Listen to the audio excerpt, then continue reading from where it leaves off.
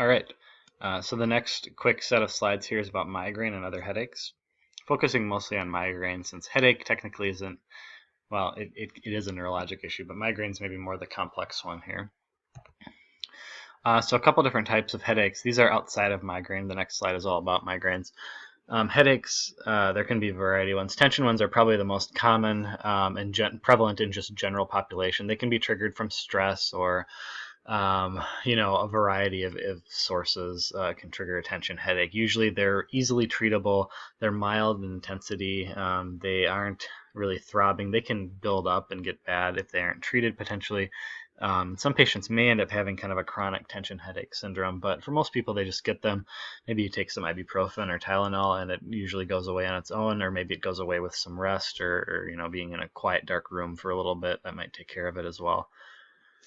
Nerve-related headaches, the trigeminal autonomic nerve, which is actually kind of similar to maybe some of the theory behind what causes migraine, but this is a little bit different.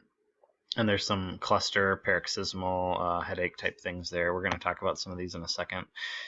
Chronic daily headaches just refers to any type of headache experienced more than 15 times per month. So if somebody is just could be tension headaches, migraines, trigeminal related. Other causes, we're going to talk a little bit about medication overuse, brain tumors, hemorrhage, stroke, anything that's damaged part of the brain or is putting pressure on part of the brain.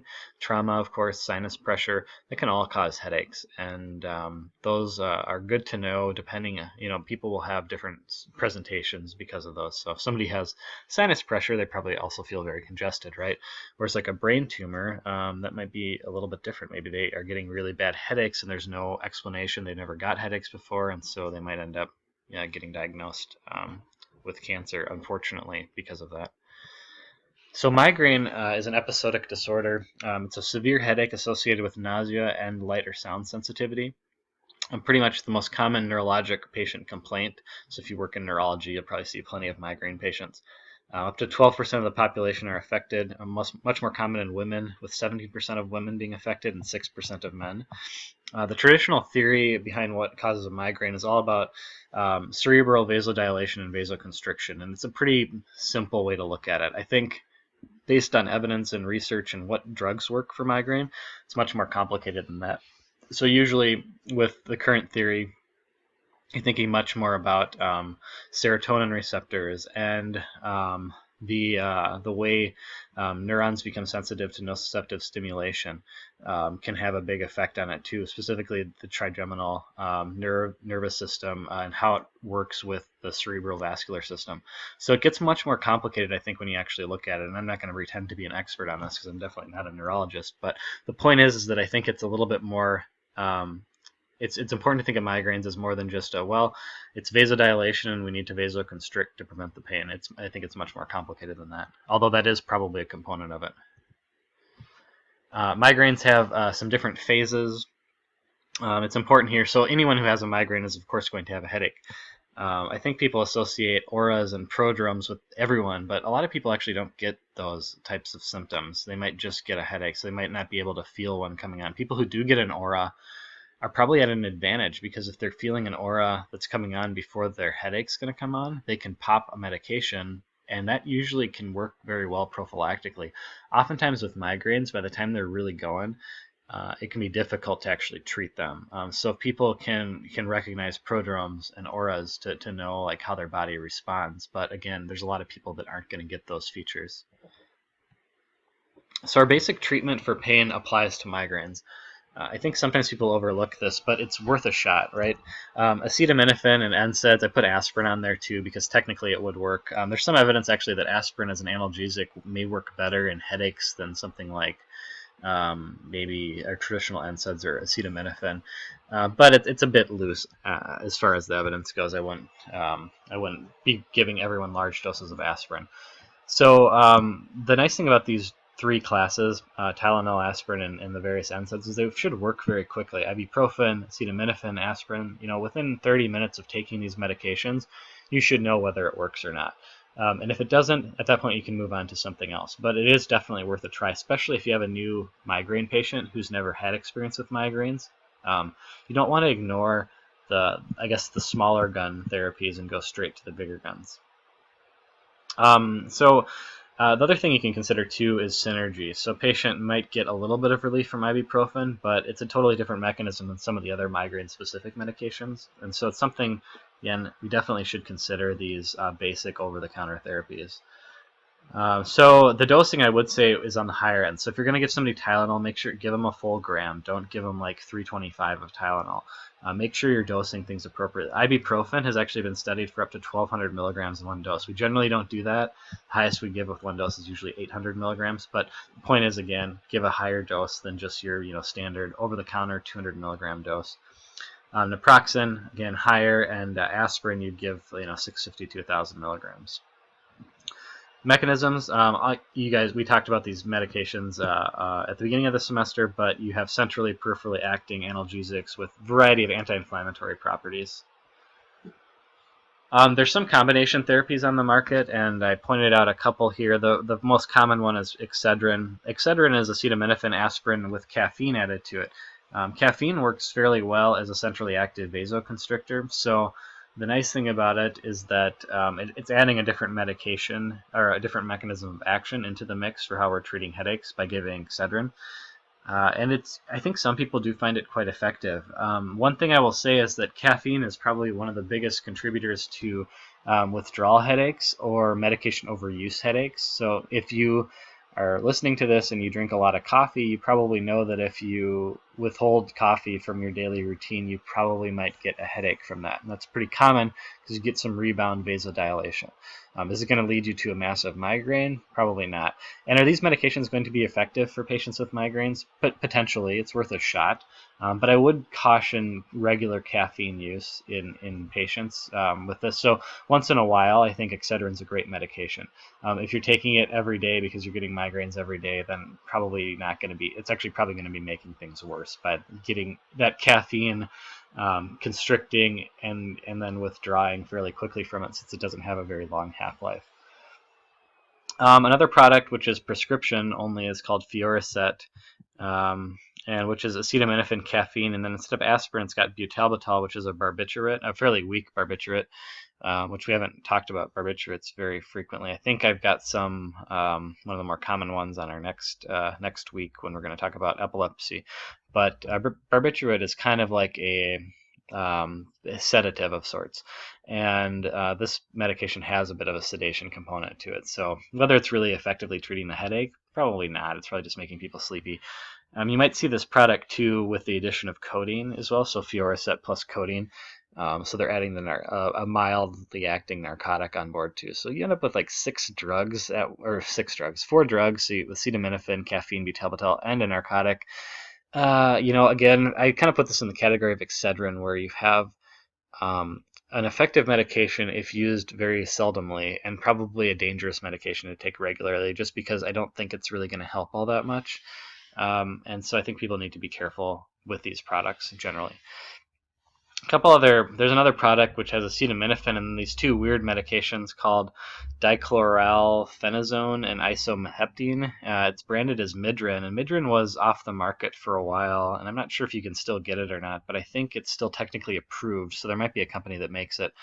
And it's just a sedative and vasoconstrictor. It's what dichloralphenazone is a sedative, and isomaheptine is thought to be a centrally active vasoconstrictor. So really, it's not all that much different than Fioricet. Occasionally, you see patients who really like their Midrin, but again, it's been hard to get, so I'm not sure if it's still really even available. This is just kind of funny. These are two over-the-counter packages. One is regular Excedrin, and the other is either Excedrin Migraine or Excedrin Extra Strength. And you can see that the products are exactly the same. So you have caffeine at 65, aspirin at 250, and acetaminophen at 250. It's just a marketing trick. So it's unfortunate because some patients may be like, well, I've taken regular Excedrin, but I just took an Excedrin Migraine because I felt like it was a more aggressive headache than I normally have. And at that point, it's really not anything different. So it's kind of a shame that they're actually allowed to do that, to be honest. So now we'll talk about triptans. Triptans are probably our biggest new class of drugs for today, and they're very common. One of the cornerstones of migraine treatment. They're serotonin 1B, 1D agonists. Serotonin has a lot of different receptor subtypes in all over the body, in the GI tract, the chemotrigger zone, and also in the within the brain as well. It's a neurotransmitter that's responsible for tons of different things, not only related to mood and depression, but also apparently can be useful in pain syndromes like migraine.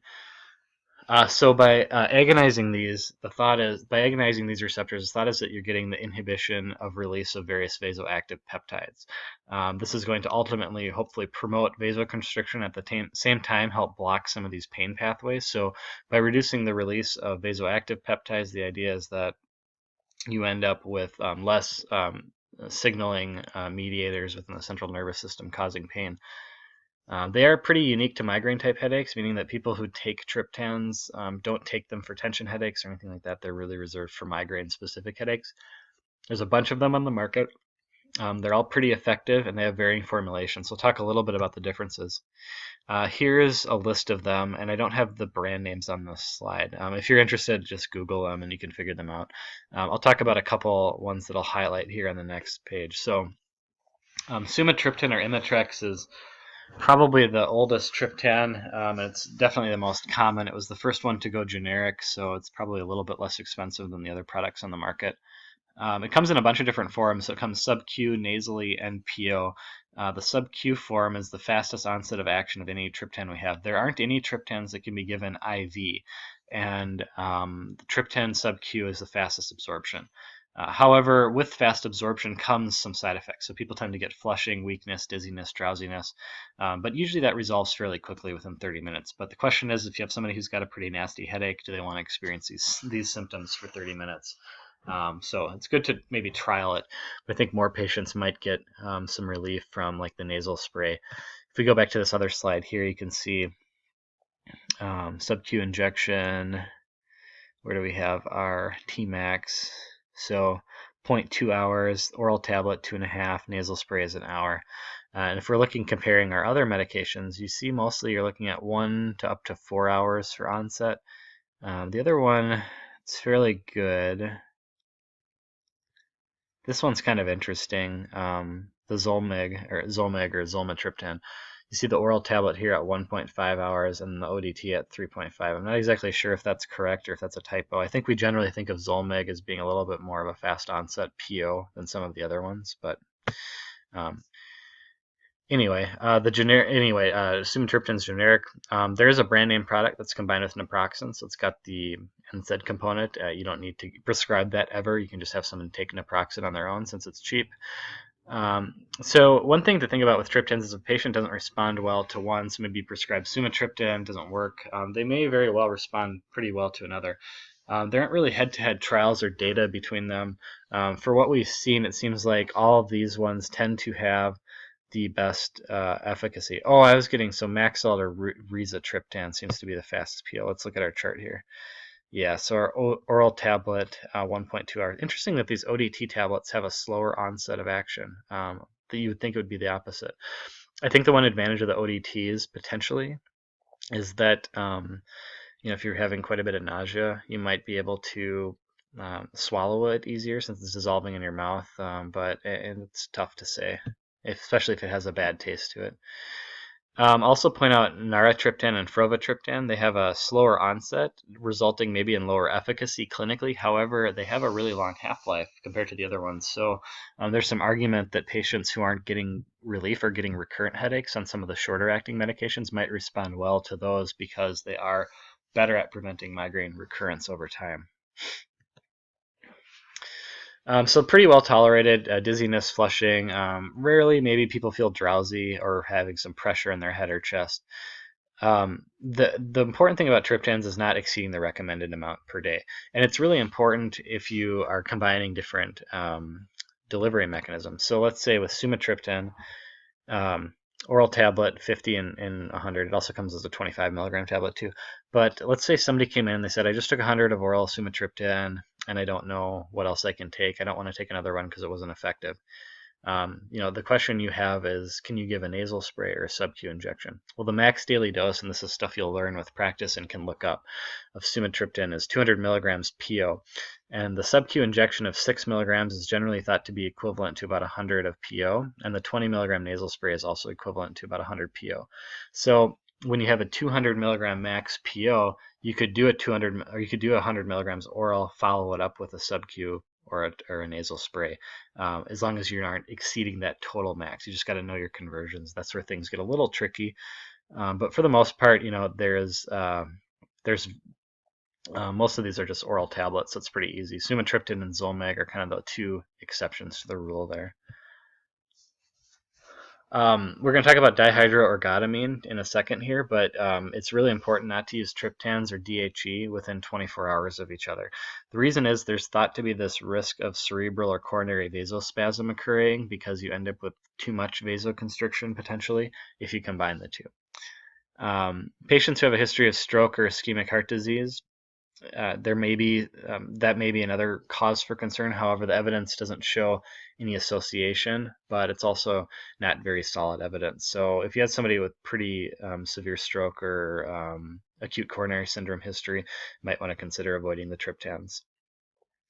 We haven't talked about serotonin syndrome either. We're going to talk about that during psych. Serotonin syndrome is basically just giving medications that are serotonergic and ending up with too much serotonin in the central nervous system. What can happen is people get hyperthermic, hypertensive, and can get very acutely altered. It can be a fatal thing if it does actually happen.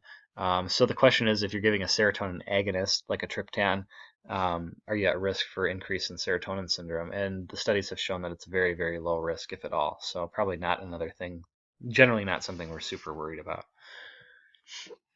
So ergot alkaloids are really, there's just the one medication here, which is dihydroergotamine or DHE.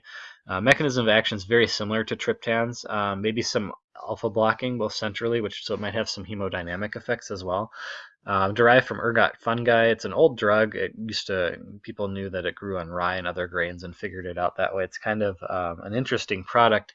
This one, in contrast to triptans, is not a PO available. However, it does come IV and IM, which is different than our triptans. So think of DHE as for more acute situations when you want to give somebody something that's going to work a little bit faster. But at the same time, if somebody comes into your urgent care emergency department and says, or clinic, and is like, I took 200 of sumatriptan today, well, they can't have DHE. So it's important if you're going to use DHE as part of a treatment plan for a patient, it's important not to have triptans as part of that too. You can't combine the two. Antiemetics on their own have a couple mechanisms, but they've been shown to be fairly effective for decreasing migraines. And there's, you might think of them, well, it's decreasing the nausea component, but on their own, besides nausea, they seem to be very effective at it. So these are all centrally acting dopamine antagonists, and they have fairly good data associated with migraine use, and they don't work the same as our triptans. So they do tend to be pretty well used and combined with those, and fairly well tolerated overall. The one thing to be cautious about is the extrapyramidal symptoms, which can be caused by it, and QTC prolongation. Zofran as an antiemetic may work too, but the evidence doesn't seem to be as favorable as with the dopamine antagonist. So you see Compazine, for example, used a ton for migraine treatment. Other options, we have IV or IM ketorolac is often used for migraine. IV caffeine, sometimes, but less common. You can also give PO caffeine. You could give like a 200, 100 milligram dose of caffeine.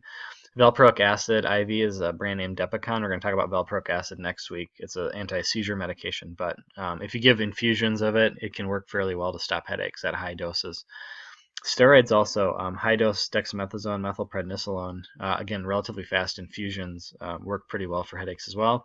And of course, our friends opioids will work, but they're last line. We don't want patients to be addicted to opioids because they can't treat their headaches any other way, and that's ultimately the goal here. A lot of times what you'll see is people with a treatment plan for their headache. So they may have kind of a standing order from their neurology clinic that if they have a headache, they get to come into a hospital. Hospital will give them a certain medication. So a lot of times what I'll see is ketorolac plus Zofran plus IV valproic acid plus or minus a steroid. So maybe it's a 4-drug combination there. And whatever works for the patient has been trialed, and they'll try and see if that helps with migraines. Usually, it is fairly effective, and you can hopefully avoid opioids in most cases. Cluster headaches are quite rare. Less than 1% of the population will experience them, and it's mostly actually men, and there's thought to be maybe a head trauma association with this, maybe from people who've played a lot of sports, but that's not really well associated, so we don't know for sure. But it does seem to be much more common in men, and it is, again, a rare syndrome. So what happens is you get severe orbital, supraorbital, and temporal pain, and when you're having a spree of cluster headaches, it can occur up to 8 times a day. It's very short-lived, but extremely painful, and the clusters usually last about 6 to 12 weeks. Once somebody's out of a cluster, usually remission is a year or more, and so it's kind of a weird neurologic symptom that comes and goes. Supposedly, from what I've read, it's supposed to be the most or one of the most severe pain syndromes known to man. In fact, there's some evidence that if cluster headaches don't get treated appropriately, some patients will actually attempt suicide because it is so painful. So these are not going to be something you're going to see commonly, but you may, especially if you work in urgent care or emergency medicine, you may get familiar if you have a patient or two that they come in and you don't see them for 2 years, and all of a sudden they're back, and they're back every day getting these cluster headaches. Treatment: oxygen in a dark room. Pharmacologic options are very similar to migraine. You'd go through all those. Unfortunately, a lot of times these patients will end up on opioids just because nothing else touches their headache. Another interesting thing that we can try is intranasal lidocaine, which can maybe work to numb some of that supraorbital temporal pain areas, but that's kind of the only unique treatment here. Focus on preventative medications, which I've got on a slide after this one. But before we talk about prevention, acute migraines. So first line, your simple analgesics, PO caffeine potentially. Second line, looking at triptans, DHEA antiemetics. Third line, valproic acid, steroids, and narcotics. Mix and match the options is very fine, except the DHEA and triptan. Make sure that you don't do that. And then patient-specific treatment plans are a very common thing you're going to see, where they have a specific thing that they're supposed to get or do when they have a migraine. I mentioned medication overuse headaches a couple times. Generally speaking, all of our analgesics are to be used PRN. And if you're scheduling something, you're increasing the risk for a rebound headache once that medication wears off. So if this does happen, it's best to just stop that medication altogether. Patient might get short-term pain discomfort, and it's going to be tough in the short term, but overall it should help their headache syndrome. The most common culprits are caffeine and opioids, so that's why we try and generally avoid using those frequently. NSAIDs and triptans tend to have a pretty low risk of medication overuse headache, so maybe a better option there. Prevention, a couple different things that have been found to be good for prevention. Controlling blood pressure in general is good, but there's some specific antihypertensives that even if a patient may have good blood pressure, work well. Beta blockers, propranolol and metoprolol have been studied pretty heavily with this. Calcium channel blocker, verapamil, has also been studied and shown to be fairly effective. ACEs and ARBs also studied. So a variety of antihypertensives can be helpful. Prevention. The one I see probably most commonly for headache prevention is verapamil. That one seems to be a popular choice. Why? I'm not sure if there's better data or what, but it seems to be a more popular choice. Some antidepressants, specifically amitriptyline and venlafaxine. These are drugs we're going to talk about during psych, but they are one's a tricyclic antidepressant. There is a serotonin norepinephrine reuptake inhibitor, and they are shown to be effective. Some anti-epileptic drug, which is what AED stands for, talking about next week, valproic acid and topiramate, both effective. And for people with frequent headache tensions, actually injecting Botox has been a treatment option. So you can see, depending on where they're getting the headache, there's different injection points they'll go to. The problem with Botox is it doesn't last very long, so it's once you start doing it, you have to keep doing it every 6 months or so. Otherwise, it's not going to be effective long term. All right, that's all I've got for headaches.